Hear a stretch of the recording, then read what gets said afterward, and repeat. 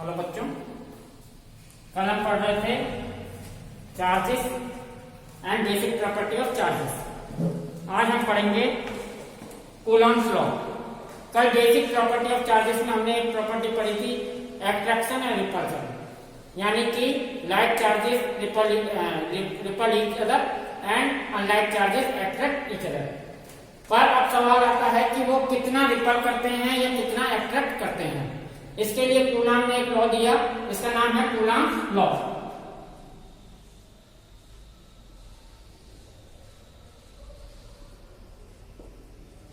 Coulomb's law. According to Coulomb's, the force between two charges, या कहूंगा मैं point charges, the force between two point charges is directly proportional to the product of two charges and inversely proportional to the square of distance between them। इस चीज को मैं लिखता हूं, फिर मैं इसे एक्सप्लेन करता हूं। The force, the magnitude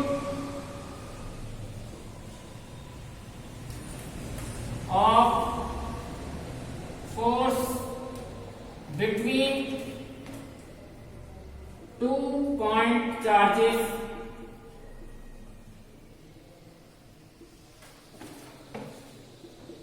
is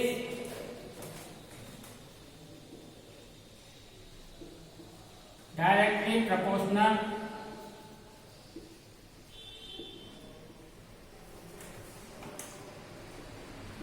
the product of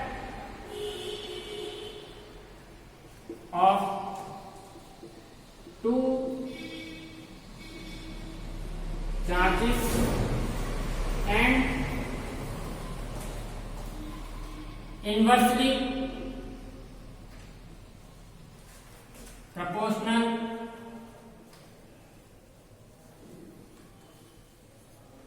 to the square of distance between them। यानी कि the magnitude of force between two point charges is directly proportional to the product of two charges and inversely proportional to the square of distance between them। Suppose हम ये मानते हैं कि दो charges हैं, one is Q1, other one is Q2।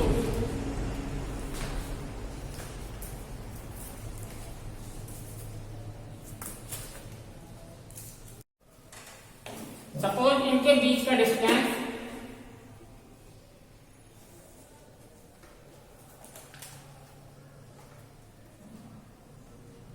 Is small, then by Coulomb's law F, अगर मैं इसके ऊपर मॉड नहीं, वेक्टर नहीं लगा रहा तो हम समझेंगे कि ये सिंपल मैग्नीट्यूड है। या मॉड भी लगा सकता हूं, पर मैं हर जगह पर बार बार मॉड यूज नहीं करूंगा। अगर इसके ऊपर मैंने वेक्टर नहीं लगाया तो आप समझेंगे कि this physical quantity gives only magnitude, not a vector. Okay, तो is proportional to product of two charges Q1 and Q2। दो चार्जेस का प्रोडक्ट हुआ Q1 Q2 and inversely proportional to square of distance between them, inversely proportional to distance. हम लोग जानते हैं जब भी हमें प्रोपोर्शनलिटी हटानी होती है तो हम ये कांस्टेंट यूज करते हैं। हम इसे लिख सकते हैं F बराबर 1/4 pi epsilon into Q1 Q2 upon R square, where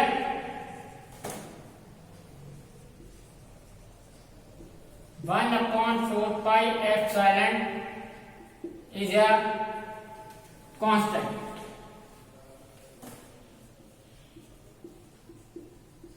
is a constant and epsilon called permittivity permittivity of medium where charges are placed.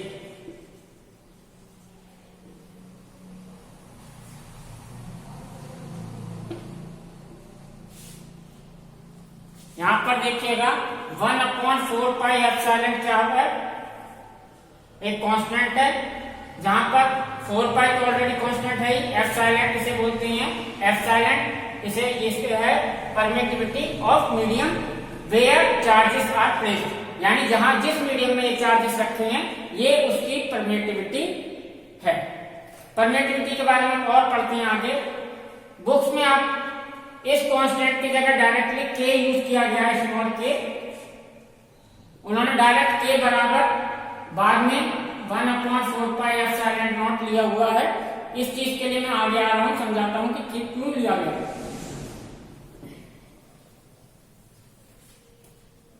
यहां तक आ गया 1/ε0। If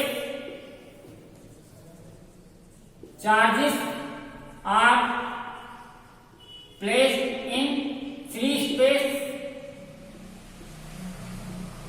free space means vacuum, अगर चार्जेस वैक्यूम में रखे हो और in air,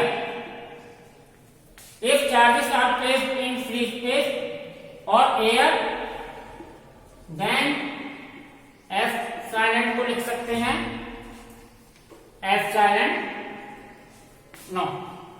एप्सिलॉन किसके बराबर होगा, एप्सिलॉन नॉट, जहां एप्सिलॉन नॉट क्या है, परमिटिविटी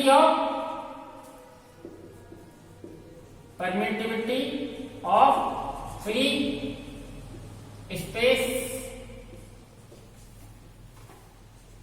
और air, and its value is epsilon naught equal to 8.85 into 10 to the power minus 12। अगर इसकी यूनिट लिखनी हो तो यूनिट हम यहां से सिंपल यहां से बना सकते हैं, कूलम स्क्वायर, कूलम स्क्वायर पर न्यूटन मीटर स्क्वायर। अब यहां पे इस चीज को दोबारा समझते हैं। एप्सिलॉन क्या है, एप्सिलॉन नॉट जिस मीडियम में चार्ज रखे हैं उसकी परमिटिविटी है। अगर चार्जेस वैक्यूम में या एयर में रखे हो तो इस एप्सिलॉन नॉट को हम लिख सकते हैं एप्सिलॉन नॉट। एप्सिलॉन नॉट क्या है, परमिटिविटी ऑफ फ्री स्पेस और एयर। एयर और फ्री स्पेस और एयर के लिए हम सेम मीडियम मानते हैं एयर का। इन दोनों में नेग्लिजिबल अंतर होता है, इन दोनों मीडियम में बहुत कम अंतर है, पर यहाँ पर इलेक्ट्रोस्टैटिक्स में हम इसे कंसीडर नहीं करेंगे, हम इसके लिए एप्सिलॉन नॉट यूज करके चलेंगे। ऑप्टिक्स में आप देखेंगे इनके थोड़े से अंतर की वजह से भी एक इफेक्ट आएगा, पर उसे हम ऑप्टिक्स के समय पर पढ़ेंगे। चलिए, इसकी वैल्यू होती है 8.85 into 10 to the power minus 12 coulomb per newton metre square.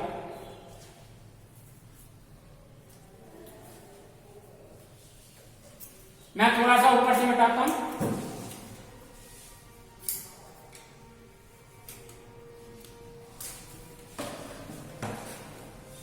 Epsilon and epsilon not में भी एक रिलेशन है। Epsilon and epsilon not have relation. क्या रिलेशन है वो, एप्सिलॉन अपॉन एप्सिलॉन नॉट बराबर होता है K, where K is a constant called dielectric constant. K is a constant called dielectric constant.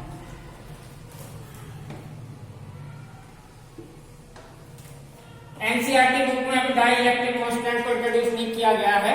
Die electric constant को introduce किया है जब हम इलेक्ट्रोस्टैटिक्स ऑफ कंडक्टर पढ़ेंगे उस समय इंट्रोड्यूस किया है, पर मैं अभी से थोड़ा सा इंट्रोड्यूस कर रहा हूँ और उसके बारे में बता रहा हूँ। अपने सिलेबस में के बारे में बहुत ज्यादा नहीं है, थोड़ा है, उतना हमको बताया जाएगा जब हम इलेक्ट्रोस्टैटिक्स ऑफ डाइलेक्ट्रिक पढ़ेंगे। K equal to 1 for free space और एयर। के की वैल्यू फ्री स्पेस और एयर के लिए कितनी होती है? 1, and K is greater than 1 for other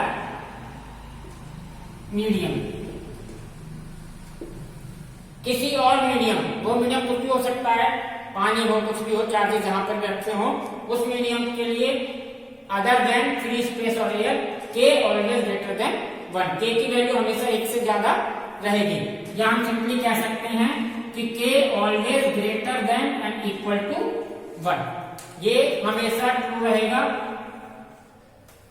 के की वैल्यू एयर के लिए 1 और किसी और मीडियम के लिए 1 से ज्यादा।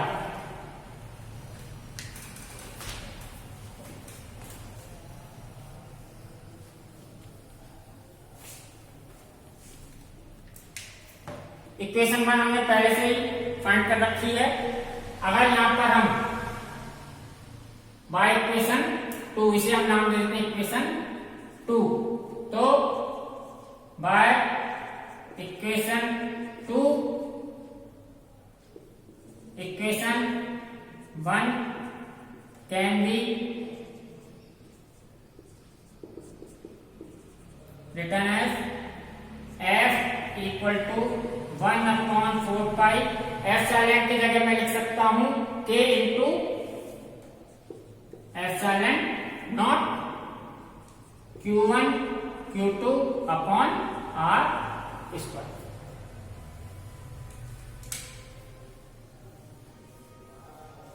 इक्वेशन 2 को अब मैं यहां पर इस तरीके से भी लिख सकता हूं, और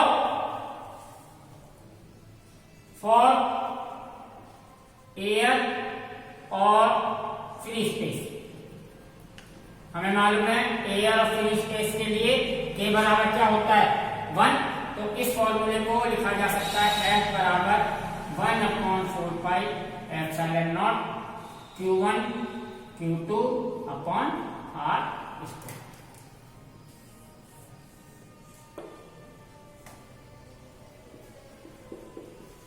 दोनों को ही मैं इक्वेशन 3 लिख देता हूं क्योंकि सेम है, आप समझ सकते हैं बस।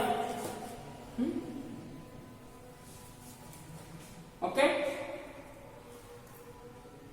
एयर के लिए हम यहां पर एप्सिलॉन नॉट लेंगे। अगर एयर ना हो, कोई और मीडियम दे रखा हो, तो हम फॉर्मूला लगाएंगे ये। अगर डाइलेक्ट्रिक कांस्टेंट दे रखा हो तो एप्सिलॉन की जगह वैल्यू लिख सकते हैं के इंटू एप्सिलॉन नॉट, और एप्सिलॉन नॉट की वैल्यू कांस्टेंट होती है, हमें पता है, अभी लिखिए 8.85 इंटू 10⁻⁻12 कूलम स्क्वायर पर न्यूटन मीटर स्क्वायर। चलिए, ये है हमारा कूलम लॉ। कूलम ने हमें दिया magnitude of force between 2 point charges. Coulomb law से हम मैग्नीट्यूड फाइंड कर सकते हैं। हमें मालूम है फोर्स क्या है, force is a vector quantity. इसमें मैग्नीट्यूड भी होगा और डायरेक्शन भी होगी, पर बाय फॉर्मूला ऑफ कूलम हम सिर्फ मैग्नीट्यूड तो फाइंड कर सकते हैं पर डायरेक्शन नहीं। डायरेक्शन के लिए हमें इसकी वेक्टर फॉर्म पढ़नी होगी, और डायरेक्शन हम अपने दिमाग से निकाल सकते हैं। डायरेक्शन निकालने के लिए कोई भी फॉर्मूला अप्लाई नहीं होता। इसके लिए सिंपल एट्रैक्शन और रिपल्शन वाली प्रॉपर्टी लगाकर हम इसके डायरेक्शन फाइंड करेंगे। इसे हम अभी आगे पढ़ने वाले हैं, vector form of coulomb law. पर पहले कूलम लॉ के वैलिड कहां पर वैलिड है इसके लिए देखते हैं। कूलम लॉ में हमने सबसे पहले पढ़ना शुरू किया था the magnitude of force between 2 point charges. तो पॉइंट चार्जेस का मतलब कूलम लॉ सिर्फ पॉइंट चार्जेस के लिए ही एप्लीकेबल है। अगर चार्जेस पॉइंट चार्ज नहीं हुआ तो ये थोड़ा कॉम्प्लेक्स हो जाएगा। सबसे पहले हम ये देखते हैं कि पॉइंट चार्ज होते क्या है। पॉइंट चार्ज का मतलब क्या है? द पॉइंट चार्ज है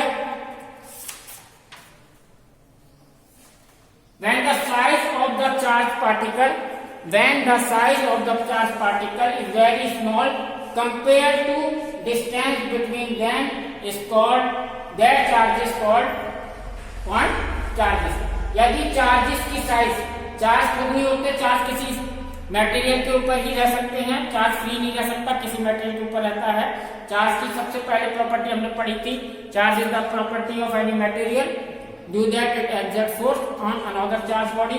यानी कि चार्ज एक मटेरियल की प्रॉपर्टी है, मटेरियल के ऊपर रहता है। तो हम किसकी बात कर रहे हैं? जिस मटेरियल पर ये चार्ज है उस मटेरियल की साइज इतनी छोटी होनी चाहिए कि उनके बीच के डिस्टेंस के कंपेयर नेग्लिजिबल हो, तो हम उसे कहेंगे पॉइंट चार्ज। क्या कहेंगे उसे? Point charge. मैं इस चीज को लिख देता हूं नोट में, point charge. The size of charge particle is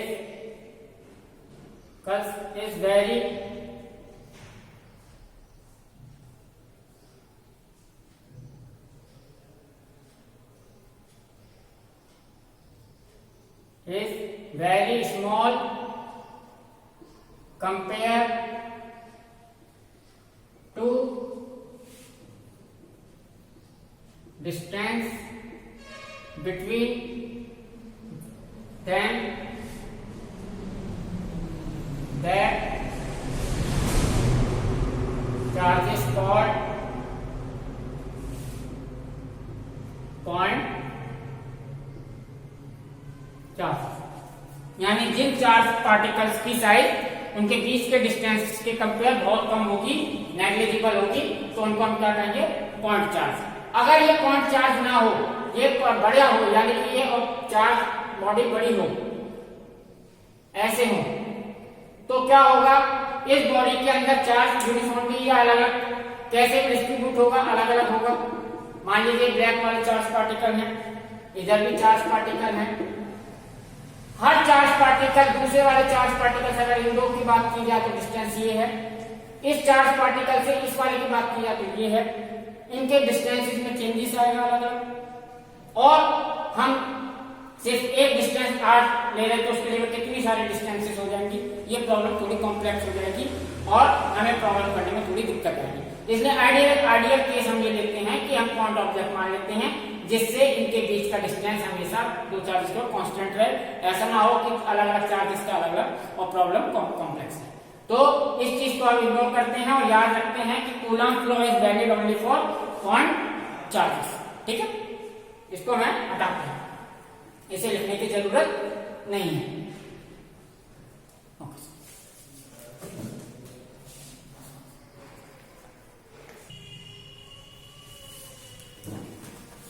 अब देखते हैं vector form of coulomb law.